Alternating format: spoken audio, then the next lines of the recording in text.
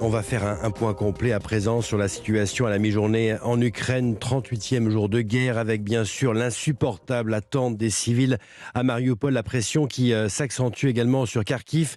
Marion Gauthier, les troupes russes recentrent sur l'Est. Oui, et cette menace pèse notamment sur Kharkiv, bombardé depuis déjà un mois. Des centaines d'habitants réfugiés sous terre. Alice, qui s'obstine, elle, à rester avec sa famille dans son quartier résidentiel. C'est plutôt sécurisé. Mais quand vous, quand vous attendez maintenant, c'est toujours un peu angoissant parce que il y avait des avions qui volaient vraiment au-dessus de mon quartier. J'avais une panique énorme quand j'entendais le son d'avion. Voilà, ça laissait des traces. Mais la jeune femme relativise. Mariupol, là, dit-elle, c'est l'enfer et c'est un autre point stratégique pour l'armée russe car sa prise permettrait de rejoindre la Crimée, annexée plus au sud, aux deux républiques séparatistes pro-russes du Donbass. Près de 160 000 habitants coincés d'après les autorités de Mariupol. Certains ont réussi à fuir, comme Victoria qui raconte le martyre de sa ville.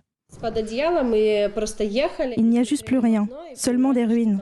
En roulant, on pouvait voir des cadavres étendus ici et là. Des bras et des jambes arrachés gisaient partout. Nous avons vu des fragments d'obus, des gens étendus par terre, des croix. Maintenant, il n'y a plus qu'une tombe commune pour tous, sans qu'on ne sache qui s'y trouve. 3000 personnes ont pu être évacuées hier, a estimé le président ukrainien. La Croix-Rouge doit tenter aujourd'hui d'ouvrir un énième couloir humanitaire. Le cessez-le-feu n'ayant pas été respecté, les précédents ont pour la plupart échoué. Marion Gauthier, merci à vous. Bonjour Marie-Pierre Cadet. Bonjour. Vous êtes directrice générale de l'association Acted. Vous avez des équipes sur place à Mariupol. Qu'est-ce qu'elles vous disent? Est-ce que vous avez réussi à les joindre? Écoutez, donc oui, on est présent à Mariupol et dans le Donbass depuis des années, mais je dirais que à l'heure actuelle, comme tous les autres acteurs humanitaires, avec le blocus de la ville et les bombardements, on n'a rien pu faire et on est sans nouvelles depuis une dizaine de jours de nos deux collaborateurs qui sont là-bas et c'est un vrai crève-cœur.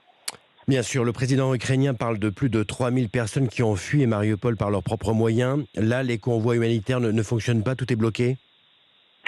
Oui, 3000 civils qui sont partis par leurs propres moyens, d'après les autorités, c'est encourageant.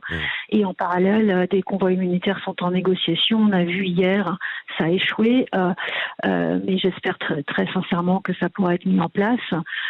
Et un convoi humanitaire, c'est quoi au fond? C'est d'abord un accord politique entre les parties, et notamment l'accord des Russes, parce que vous le savez, évidemment, Mariupol est encerclé et sans accord, pas de passage. Et en plus, après, il faut le mettre pratiquement en place. Et donc, il faut discuter, et ça, c'est la Croix-Rouge qui coordonne tout ça, qui est très légitime et qui sait faire ce genre de choses, qui doit discuter avec tous les responsables des checkpoints pour qu'ils laissent passer le convoi et garantissent sa sécurité.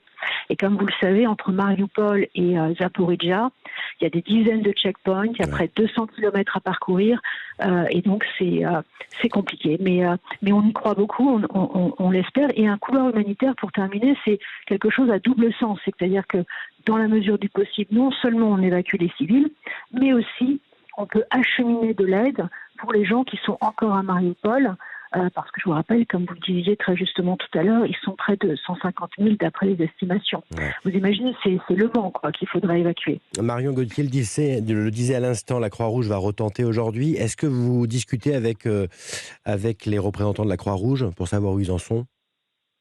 Alors, nous, on est en contact avec la Croix-Rouge. Là, en ce moment, ils sont assez occupés. Ce qu'on espère de tout cœur, c'est qu'ils y arrivent. Et donc, ça va durer plusieurs jours s'ils y arrivent. Ce qu'il faut, c'est non seulement qu'on y arrive aujourd'hui, mais que ce soit pérenne dans le temps. Une fois qu'après, le système est acté et pérenne, alors là, il va y avoir un élargissement, je dirais, potentiellement, pour pouvoir acheminer le plus de choses possible, qui peut être avec beaucoup plus d'acteurs que la Croix-Rouge. Mais l'important, c'est d'établir ce lien, et c'est les seuls qui peuvent le faire à l'heure actuelle. Merci à vous, Marie-Pierre Cadet de l'ONG Acted d'Opération Convoi Humanitaire pour l'Ukraine. Grand merci, madame.